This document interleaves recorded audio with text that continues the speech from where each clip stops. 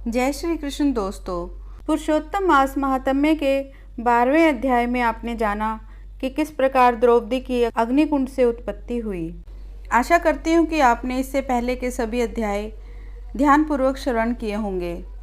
आप हमारे चैनल को सब्सक्राइब अवश्य करें और बेल का आइकन प्रेस करें। इससे आपको आने वाली वीडियो का नोटिफिकेशन मिलता रहेगा और आप क्रमबद्ध तरीके से कथा का रसपान करते रहेंगे। पुरुषोत्तम मास महात्म्य कथा अध्याय 13। ऋषि बोले, हे सूत जी, हे महाभाग, हे सूत जी, हे बोलने वालों में श्रेष्ठ, पुरुषोत्तम के सेवन से राजा दृढ़धन्वा शोभन राज्य, पुत्र आदि तथा पतिव्रता स्त्री को किस तरह प्राप्त किया और योगियों को भी दुर्लभ भगवान के लोक को किस तरह प्राप्त हुआ। हे तात, आपके मुख कमल से बार बार कथासार सुनने वाले हम लोगों को अमृत पान करने वालों के समान कथा अमृत पान से तृप्ति नहीं होती है। इस कारण से इस पुरातन इतिहास को विस्तार पूर्वक कहिए।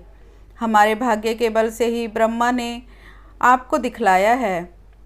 सूत जी बोले, हे विप्र, सनातन मुनि नारायण ने इस पुरातन इतिहास को नारद जी के प्रति कहा है। वही इतिहास इस समय आप लोगों से कहता हूँ। मैंने जैसा गुरु के मुख से राजा दृढ़धन्वा का पाप नाशक चरित्र पढ़ा है, उसको सब मुनि श्रवण करें। श्री नारायण बोले, हे ब्रह्मन नारद, सुनिए, मैं पवित्र करने वाली गंगा के समान राजा दृढ़धन्वा की सुंदर तथा प्राचीन कथा कहूँगा। हय देश का रक्षक श्रीमान बुद्धिमान तथा सत्य पराक्रमी चित्रधर्मा नाम का राजा था। उसको दृढ़धन्वा नाम से प्रसिद्ध अति तेजस्वी सब गुणों से युक्त सत्य बोलने वाला धर्मात्मा तथा पवित्र आचरण वाला पुत्र प्राप्त हुआ। कान तक लंबे नेत्रों वाला, बड़ी भुजा वाला, चौड़ी छाती वाला, महातेजस्वी वह राजा दृढ़धन्वा प्रशस्त गुण समूहों के साथ साथ बढ़ता गया। वह चतुर राजा दृढ़धन्वा प्रसन्नता के साथ गुरु के मुख से एक बार कहने मात्र से पूर्व में पढ़े हुए के समान व्याकरण आदि 6 अंगों के साथ 4 वेदों का अध्ययन कर गुरु को दक्षिणा देकर और विधि पूर्वक उनकी पूजा कर बुद्धिमान राजा गुरु की आज्ञा से पिता चित्रधर्मा के पुर को गया। अपने नगर में वास करने वाले प्रजा वर्ग के नेत्रों को आनंदित करता हुआ जिस पुत्र को देखकर राजा चित्रधर्मा भी अत्यंत हर्ष को प्राप्त हुआ। पुत्र जवान हो, संपूर्ण धर्म को जानने वाला हो और प्रजा पालन में समर्थ हो। इससे बढ़कर सार सुनिए, इस संसार में और क्या है, अर्थात कुछ भी नहीं। अब मैं 2 भुजा वाले, मुरली को धारण करने वाले, प्रसन्न मुख वाले, शांत तथा भक्तों को अभय देने वाले श्री कृष्ण चंद्र की आराधना करता हूँ। जिस तरह ध्रुव, अम्बरीश, शरधाती, ययाति, प्रमुख राजा और शिवी, रंतिदेव, शशबिंदु, भगीरथ, भीष्म, विदुर, दुष्यंत और भरत, पृथु, उत्तानपाद, प्रहलाद, विभीषण, ये सब राजा तथा और अन्य राजा लोग भी अनेकों लोगों को त्याग कर इस अनित्य शरीर से पुरुषोत्तम भगवान का आराधन कर सदा रहने वाले विष्णु पद को चले गए। उसी तरह स्त्री, मकान, पुत्र आदि में स्नेह में बंधन को तोड़कर वन में जाकर हरि का सेवन करना हमारा भी कर्तव्य है। ऐसा मन में निश्चय कर समर्थ राजा दृढ़धन्वा को राज्य का भार देकर स्वयं विरक्त हो शीघ्र पुलह ऋषि के आश्रम को चला गया।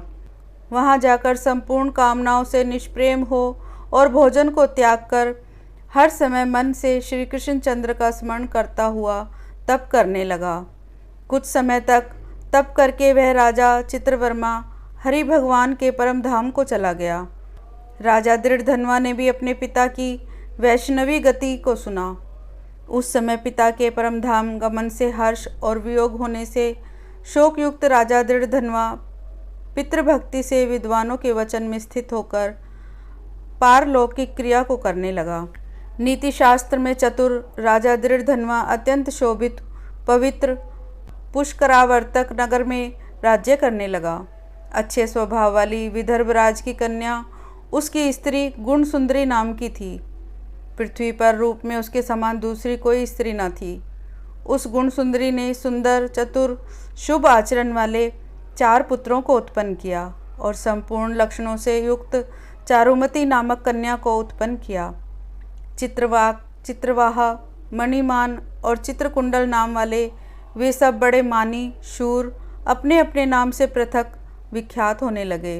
राजा दृढ़धन्वा सर्वगुणी, प्रसिद्ध, शांत, दांत, दृढ़ प्रतिज्ञ, रूपवान, गुणवान, वीर, श्रीमान, स्वभाव से सुंदर, 4 वेद और व्याकरण आदि 6 अंगों को जानने वाला, वाक चतुर, धनुर्विद्या में निपुण, काम, क्रोध, लोभ, मोह, मद और मात्सर्य को जीतने वाला और शत्रु समुदाय का नाश करने वाला, क्षमा में पृथ्वी के समान, गंभीरता में समुद्र के समान, समता में पितामह ब्रह्मा के समान, प्रसन्नता में शंकर के समान, एक पत्नी व्रत को करने वाले दूसरे रामचंद्र के समान, अत्यंत उग्र, पराक्रमशाली दूसरे कार्तवीर्य के समान था। नारायण बोले, एक समय रात्रि में शयन किए हुए उस राजा दृढ़धन्वा को चिंता हुई कि अहो, यह संपत्ति किस महान पुण्य के कारण हमें प्राप्त हुई। न तो मैंने तप किया, न तो दान किया, न तो कहीं पर कुछ हवन ही किया। मैं इस भाग्य उदय का कारण किससे पूछूं? इस प्रकार चिंता करते हुए राजा दृढ़धन्वा की रात बीत गई। प्रातःकाल ब्रह्म मुहूर्त में उठकर विधि पूर्वक स्नान कर, उदय को प्राप्त सूर्य नारायण का उपस्थान कर, भगवान की कला की पूजा कर, अर्थात देव मंदिरों में जाकर देवता का पूजन कर, ब्राह्मणों को दान देकर तथा नमस्कार करके घोड़े पर सवार हो गया। उसके बाद शिकार खेलने की इच्छा से शीघ्र वन को गया। वहाँ पर बहुत से मृग, वराह, सिंह को शिकार किया। उसी समय राजा दृढ़धन्वा के बाण से घायल होकर कोई मृग बाण सहित शीघ्र एक वन से दूसरे वन को चला गया। रक्त गिरे हुए मार्ग से राजा भी मृग के पीछे गया, परंतु मृग कहीं झाड़ी में छिप गया और राजा उस वन में उसे खोजता ही रह गया। प्यास से व्याकुल उस राजा ने समुद्र के समान एक तालाब को देखा। वहाँ जल्दी से जाकर पानी पीकर तीर किनारे पर चला गया। वहीं घनी छाया वाले एक विशाल वट वृक्ष को देखा। उस वृक्ष की जटा में घोड़े को बांधकर राजा वहीं बैठ गया। उसी समय वहाँ एक परम सुंदर सुग्गा राजा को मोहित करने वाली तुलना रहित मनुष्यवाणी को बोलता हुआ आया। केवल राजा को बैठे देख उसको संबोधित करता हुआ एक ही श्लोक को बार बार पढ़ने लगा कि इस पृथ्वी पर विद्यमान अतुल सुख को देखकर तू आत्मा का चिंतन नहीं करता है तो इस संसार के पार को कैसे जाएगा। बार बार इस श्लोक को राजा दृढ़धन्वा के सामने पढ़ने लगा। राजा उसके वचन को सुनकर प्रसन्न हुआ और उस पर मोहित हो गया कि इस शुक पक्षी ने दुख से जानने योग्य सार भरे हुए नारियल फल के समान अगम्य एक ही श्लोक को बार बार पढ़ते हुए क्यों कहा।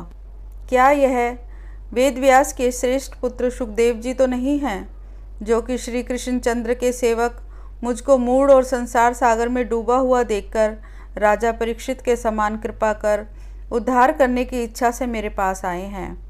इस तरह चिंता करते हुए राजा दृढ़धन्वा की सेना समीप आ गई। शुक पक्षी राजा को उपदेश देकर स्वयं अंतर्ध्यान हो गया।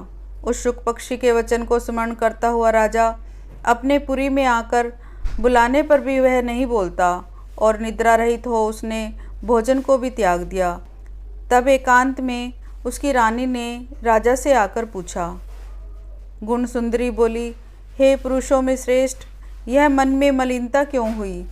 हे भूपाल, पृथ्वी के रक्षक, उठिए उठिए, भोगों को भोगिए और वचन बोलिए। देवताओं से भी दुख से जानने योग्य उस शुक पक्षी के सत्य वचन का स्मरण करता हुआ रानी गुण सुंदरी के प्रार्थना करने पर भी राजा दृढ़धन्वा कुछ नहीं बोला।